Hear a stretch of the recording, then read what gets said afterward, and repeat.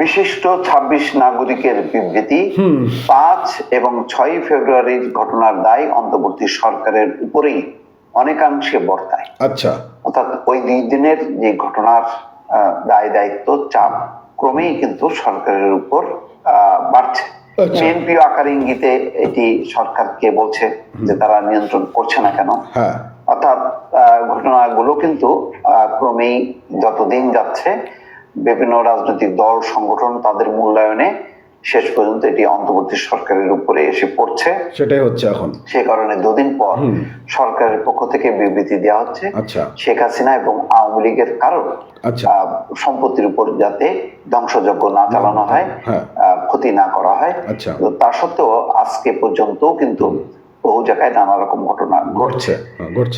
ধানমন্ডির ৩২ নম্বরের বাড়ি গুড়িয়ে দেওয়ার ঘটনায় ক্ষোভ প্রকাশ, নিন্দা ও প্রতিবাদ করেছেন দেশের বিশিষ্ট ২৬ নাগরিক। এক বিবৃতিতে তারা বলেন, আইন শৃঙ্খলা রক্ষাকারী বাহিনীর সম্পূর্ণ জ্ঞাতসারে নির্মমতার সঙ্গে বাড়িটি ধ্বংস করা হয়েছে। সরকারের পক্ষ থেকে ঘটনা পরবর্তী একটি বিবৃতি দিয়ে এই দায় এড়ানোর কোনো সুযোগ নেই। বিবৃতি তারা এও বলেন, ৫ এবং ৬ ফেব্রুয়ারি ঘটনার দায় স্বরাষ্ট্র মন্ত্রণালয়ের দায়িত্বে থাকা উপদেষ্টা এবং অন্তর্বর্তী সরকারের উপরেই অনেকাংশে বর্তায়। তারা এসব ঘটনার বিচার দাবি করেছেন। শুক্রবার এক বিবৃতিতে গণমাধ্যমে পাঠানো হয়, সেই বিবৃতিতে এই দাবি করা হয়। ২৬ নাগরিকের দেওয়া বিবৃতিতে বলা হয়, ৫ই ফেব্রুয়ারি যেভাবে ৩২ নম্বর ধানমন্ডিতে অবস্থিত শেখ মুজিবুর রহমানের ঐতিহাসিক বাড়িটি ক্রেন বুলডোজার ব্যবহার করে নির্মম ভাবে ধূলিসাৎ করা হয়েছে এবং তার সঙ্গে অন্য যেসব স্থাপনা পুলিশ এবং আইন শৃঙ্খলা বাহিনীর সম্পূর্ণ জ্ঞাতসারে নির্মমতার সাথে ধ্বংস করা হয়েছে, আগুন দিয়ে পুড়িয়ে দেওয়া হয়েছে, তা দেখে একটি সভ্য দেশের নাগরিক হিসেবে আমরা গভীরভাবে মর্মাহত, স্তম্ভিত ও লজ্জিত। এই ঘটনার বিচার আমরা চাই। বিবৃতি দাতারা বলেন, এসব লজ্জাজনক ঘটনার নিন্দা ও ধিক্কার জানানোর উপযুক্ত ভাষা আমাদের জানা নেই। ঘটনাটির আমরা তীব্র প্রতিবাদ জানাচ্ছি। এর সম্পূর্ণ সুষ্ঠু তদন্ত ও বিচার আমরা জানাতে চাই, কিন্তু কার কাছে জানাবো? আইন শৃঙ্খলার দায়িত্বে নিয়োজিত প্রতিষ্ঠানগুলো হয় নীরব দর্শকের ভূমিকা পালন করছে অথবা সম্পূর্ণ নিষ্ক্রিয় ছিল। কিন্তু কেন?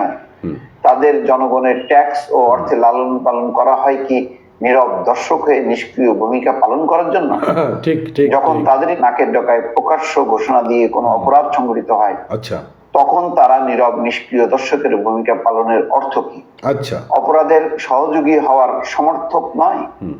বিবৃতিতে বলা হয়, কোন ধরনের গণ উত্তেজক, সহিংস বা মব ভায়োলেন্স কেবলমাত্র ফ্যাসিবাদের কর্মী সমর্থক এবং তাদের আন্তর্জাতিক পৃষ্ঠপোষকদের নাশকতা সৃষ্টির প্রচেষ্টাকেই উৎসাহিত করবে।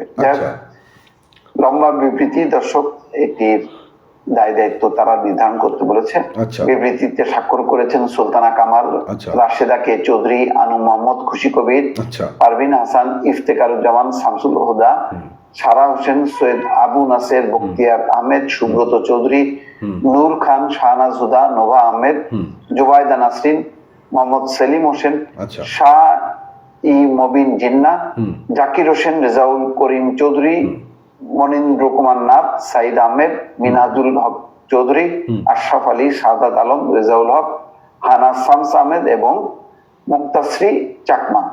দর্শক, নিঃসন্দেহে এই বিবৃতিটি একটি গুরুত্ব বহন করে এবং সরকার নিশ্চয়ই এই ব্যাপারে তার অবস্থান জানাবে। দর্শক, ভালো থাকবেন। আল্লাহ হাফেজ।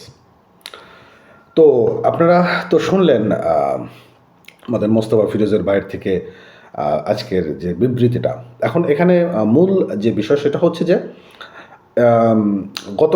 গতকালকে যে ঘটনাগুলো ঘটে গেল, ৩২ নম্বর বাড়ি ভাঙচুর থেকে শুরু করে বাংলাদেশের বিভিন্ন যে সকল আওয়ামী লীগ নেতাকর্মীদের বাড়ি রয়েছে, প্রত্যেকটা বাড়িগুলোতে ব্যাপকভাবে ভাঙচুর করা হয়েছে।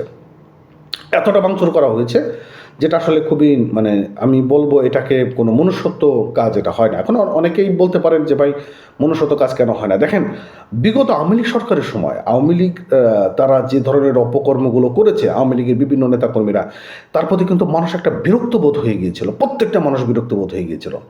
সেই জায়গা থেকে কিন্তু আজকের এমন একটি পরিস্থিতি তৈরি হয়েছে এবং আজকের আওয়ামী লীগ কিন্তু এমন একটা জায়গাতে আসছে।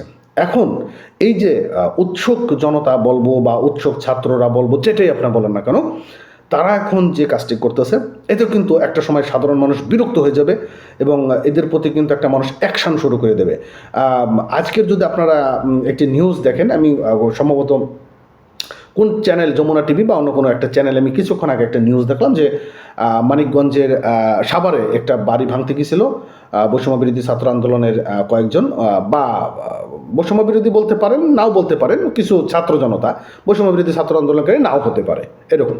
তো তারা সেখানে ভাঙচুর করতে গিয়েছিল এবং সেখানকার যারা সাধারণ জনগণ রয়েছে, আজকে নামাজ শেষে সেই সাধারণ জনগণরা তাদের উপর কিন্তু ব্যাপকভাবে চড়াও হয়েছে এবং তাদেরকে কিন্তু পিটাইছে।